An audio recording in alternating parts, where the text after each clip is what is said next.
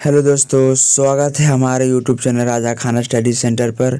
तो कैसे हैं आप लोग? आशा करते हैं आप लोग अच्छे होंगे। आज हम आपको कराने वाले हैं class 10th Hindi question bank का मोस्ट इम्पोर्टेंट ऑब्जेक्टिव क्वेश्चन, जो आपको बोर्ड एग्ज़ाम के लिए काफ़ी ज़्यादा यूजफुल साबित होने वाला है। तो चलिए अब शुरू करते हैं बिना समय गवाए। इसमें हम आपको 50 क्वेश्चन करवाएंगे, जिसमें से आपको 50 में 50 जवाब देना होगा। आप लोग कितना सही करते हैं आप लोग कमेंट बॉक्स में लिख कर बताइएगा। फर्स्ट क्वेश्चन आपका है कि 20 के दांत पाठ की विद्या है। तो 20 के जो दांत जो पाठ की विद्या है क्या है? निबंध है, व्यक्ति चित्र है, कविता है कि कहानी है? तो आपका राइट आंसर हो जाएगा, क्या हो जाएगा? कहानी। क्या हो जाएगा? कहानी। 20 के दांत जो पाठ है वह क्या है? कहानी है। क्वेश्चन नंबर अगला आपका है विशेषण की विशेषता बतलाने वाले शब्द को क्या कहते हैं? तो विशेषण की विशेषता बतलाने वाले शब्द को क्या कहते हैं? तो प्रविशेषण। क्या कहते हैं? प्रविशेषण कहते हैं। चलिए आगे क्वेश्चन देखते हैं। क्वेश्चन नंबर अगला आपका है हजारी प्रसाद द्विवेदी का द्वारा रचित पाठ कौन सा है? तो इसमें जो हजारी प्रसाद द्विवेदी कौन सा है? जो मछली है, जो विनोद कुमार सूर के द्वारा लिखा गया है। अभिनय है जो किसके द्वारा लिखा गया है? बहादुर है जो अमरकांत के द्वारा लिखा गया है। जो नाखून क्यों बढ़ते हैं, यह पाठ जो आपका है किसके द्वारा लिखा गया है? तो हजारी प्रसाद द्विवेदी के द्वारा लिखा गया है। चलिए क्वेश्चन अगला आपका है सेन साहब की कार की कीमत क्या थी? तो सेन साहब की जो कार की कीमत थी वह कितना थी? 7,500। कितना थी? 7,500। चलिए अगला क्वेश्चन देखते हैं। क्वेश्चन नंबर आपका है कि सेन साहब न क्वेश्चन आपका है कि परिणाम वाचक विशेषण कौन सा है? तब परिणाम वाचक विशेषण आपका हो जाएगा थोड़ा सा। क्या है? थोड़ा सा आपका है परिणाम वाचक विशेषण। चलिए अगला क्वेश्चन आपको देखते हैं। सेन साहब की आंखों का तारा कौन है? तब सेन साहब की जो आंखों का तारा था कौन था? खोखा। कौन है जी? तो खोखा है। चलिए आगे देखते हैं कि अगला क्वेश्चन है मोटर का कोई खतरा हो सकता है तो किससे? मैंने मोटर का खतरा किससे हो सकता है? तो जो मोटर का खतरा हो सकता है वो आपको किससे हो सकता है? तो खोखा से हो सकता है। चलिए अगला क्वेश्चन देखते हैं। क्वेश्चन अगला आपका है कि बाबा साहेब भीमराव अम्बेडकर का जन्म कब हुआ था? तो बाबा साहेब भीमराव अम्बेडकर का जन्म आपको हुआ था, वह हुआ था 1891 में। और पूछा कहाँ हुआ था? तो मध्य प्रदेश, माने महू मध्य प्रदेश में हुआ था। क्वेश्चन मगल आपका है कि नाखून किसका प्रतीक है? तो नाखून जो आपका प्रतीक है वह किसका है? तो नाखून पार्श्ववर्ती का प्रतीक है। किसका प्रतीक है? पार्श्ववर्ती का प्रतीक है। क्वेश्चन मगल आपका है निम्नलिखित में से संज्ञा का भेद कौन है? देखिए इसे बताना है। तो आपको जो है जो पुरुषवाचक आपका है यह सर्वनाम का भेद है, संबंधवाचक भी सर्वनाम का भेद है, नीचवाचक भी सर्वनाम का भेद है। तो आपका जो संज्ञा का भेद हो जाएगा वो आपका हो जाएगा व्यक्तिवाचक। और ये बताइए कमेंट में लिख करके संज्ञा कितने भेद हैं, या आपको हमको कमेंट में लिख करके बताइए आप लोग। अगला क्वेश्चन आपका है हिंदी लिखी जाती है किस भाषा में, किस लिपि में? तो हिंदी जो लिखी जाती है आपको देवनागरी लिपि में। किस लिपि में? देवनागरी लिपि में लिखी जाती है। क्वेश्चन नंबर आपका है क्वेश्चन नंबर 12 नागरी लिपि पाठ के लेखक कौन है? तो नागरी लिपि जो पाठ के लेखक हैं वो कौन है? तो नागरी लिपि पाठ के लेखक गुणाकर मूल्य। कौन है? गुणाकर मूल्य हैं। क्वेश्चन में अगला है कि एशिया के 14वीं-15वीं सदी के विजयनगर के शासकों ने अपने लेखों की लिपि को क्या कहा है? तो अपने लेखों की लिपि को क्या कहा है? तो नंदी नागरी कहा है। क्या कहा है? नंदी नागरी कहा है। क्वेश्चन में आपको अगला है कि जातिवाचक संज्ञा का उदाहरण कौन नहीं है? तो इसमें देखिए जातिवाचक संज्ञा आपको गाय हो जाएगा, नदी भी हो जाएगा, शहर भी हो जाएगा। तो आपका राइट आंसर हो जाएगा विवेकानंद है, जो जातिवाचक संज्ञा का उदाहरण नहीं है। क्वेश्चन में अगला देखते हैं। क्वेश्चन में अगला आपका है कि 12वीं सदी के केरल के शासकों के सिक्कों पर वीर केरलस्य शब्द जैसे लिपि किस में अंकित है? तो जो वीर केरलस्य शब्द है अंकित है, ये आपको किस में अंकित है? तो ये आपको ब्राह्मणी में अंकित है। किस में अंकित है? ब्राह्मणी में अंकित है। क्वेश्चन नंबर अगला आपका है कि बहादुर कहाँ का रहने वाला था। तो जो बहादुर कहाँ का रहने वाला था, तो बहादुर आपका नेपाल का रहने वाला था। क्वेश्चन नंबर 17 आपका है, क्वेश्चन नंबर 17 कि बहादुर का पूरा नाम क्या था। तो बहादुर का जो पूरा नाम था वो आपका क्या था, तो दिल बहादुर क्या था, दिल बहादुर पूरा नाम था।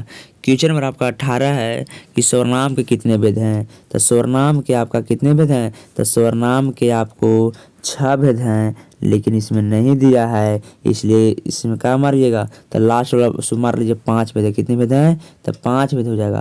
लेकिन पूछेगा अगर ऑप्शन में नहीं रहता है 6 तो आप 5 मारिए, ऑप्शन में आपको वहाँ रहेगा स्वरनाम कितने भेद हैं, 6 भेद हैं। क्वेश्चन में अगर आपका है इबादत का अर्थ क्या होता है 19, क्वेश्चन नंबर 19 आपका है कि इबादत का अर्थ क्या होता है। तो इबादत का अर्थ जो आपका होता है वो क्या होता है, उपासना। क्या होता है, उपासना होता है। ऑप्शन नंबर ए हो जाएगा। क्वेश्चन में अगला है कि कविता नहीं है, इसमें कौन आपको कविता नहीं है, तो आपको इनमें से जो अभिनयो है वह क्या है, इसमें जो क्या है अभिनयो कविता है नहीं है। क्या हो जाएगा राइट आंसर, अभिनयो, अभिनयो जो कविता नहीं है। चलिए अगला क्वेश्चन देखते हैं। क्वेश्चन में अगला है कि राम नाम बिनु बिरथि जोगी जन्मा, यह पंक्ति किसकी है। तो यह पंक्ति आप किसकी है, तो आप लोग पढ़े होंगे तो आप लोग आराम बता दीजिएगा आराम से कि यह पंक्ति किसकी है, तो गुरु नानक की है। किसकी है, गुरु नानक की है। चलिए क्वेश्चन अगर आपका है पुरुषवाचक सर्वनाम के भेद कौन नहीं है। तो देखिए तो इसमें आपका जगह जो उत्तम पुरुष है जो पुरुषवाचक है यह मध्यम पुरुष ही पुरुषवाचक है, अन्य पुरुष है यह भी जो आपको पुरुषवाचक सर्वनाम का भेद है। तो कौन नहीं है, तो आपका निश्चयवाचक हो जाएगा जो पुरुषवाचक सर्वनाम का भेद नहीं है। क्वेश्चन अगला है कि प्रगतिशील साहित्य का संबंध किससे है। तो प्रगतिशील साहित्य का जो संबंध है वो आपको किससे है, तो मार्क्सवाद का विचारों से। किससे है, मार्क्स के विचारों से है। क्वेश्चन नंबर 24 है कि रामविलास शर्मा का जन्म कब हुआ था। तो रामविलास शर्मा का जन्म हुआ था 1912 में हुआ था। कब हुआ था, तो 1912 में हुआ था। चलिए क्वेश्चन नंबर 25 देखते हैं। क्वेश्चन नंबर 25 है कि कर्मधारय समास कौन है। तो कर्मधारय समास जो आपका हो जाएगा वो आपका हो जाएगा चंद्रमुख। क्या हो जाएगा, चंद्रमुख हो जाएगा। इसमें जो आपका है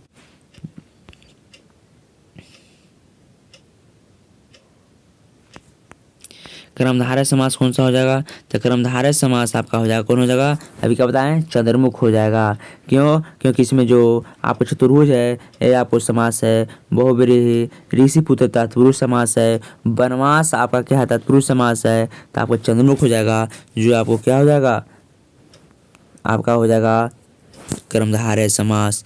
क्वेश्चन में अगला आपका है कि बिरजू महाराज का संबंध किससे है। तो बिरजू महाराज का जो संबंध है अब किससे है, तो कथक से। किससे है, तो कथक से है। चलिए क्वेश्चन में अगला देखते हैं। क्वेश्चन में अगला है बिरजू महाराज खुद को किसका शार्गिद मानते थे। तो बिरजू महाराज खुद को अपनी अम्मा को मैंने माँ को शार्गिद मानते थे। क्वेश्चन में अगला आपका है कि कहानी कौन है। तो इसमें कहानी कौन है, तो इसमें जो कहानी हो जाएगा कौन हो जाएगा, नाखून क्यों बढ़ते हैं, या क्या ललित रचना है, नवोत खाने में बात होती है, क्या है उपासना है, परंपरा का मूल्यांकन निबंध है, तब कहानी क्या हो जाएगा, तब बहादुर आपका कहानी हो जाएगा।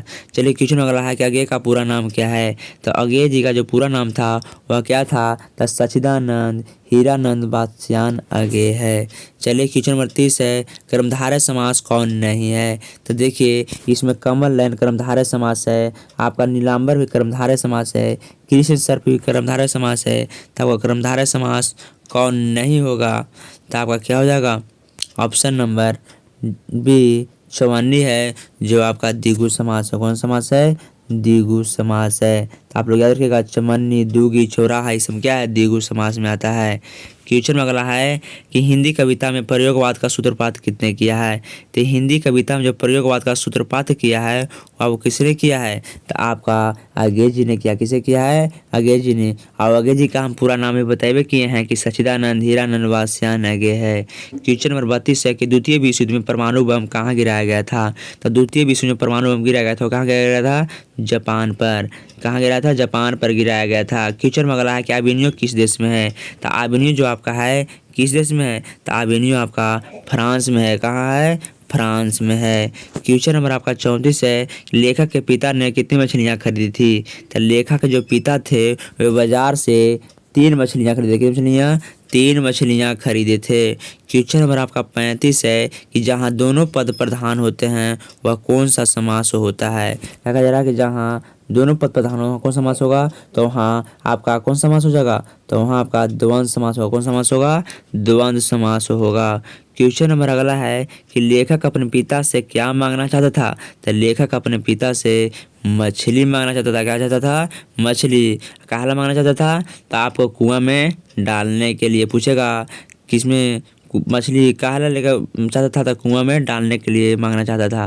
क्वेश्चन नंबर अगला है 37 है कि सुशीरवादों में शाह की उपाधि किसे प्राप्त है। तो सुशीरवादों में शाह की उपाधि शहनाई को प्राप्त है। किसे प्राप्त है, शहनाई को प्राप्त है। क्वेश्चन नंबर अगला आपका है,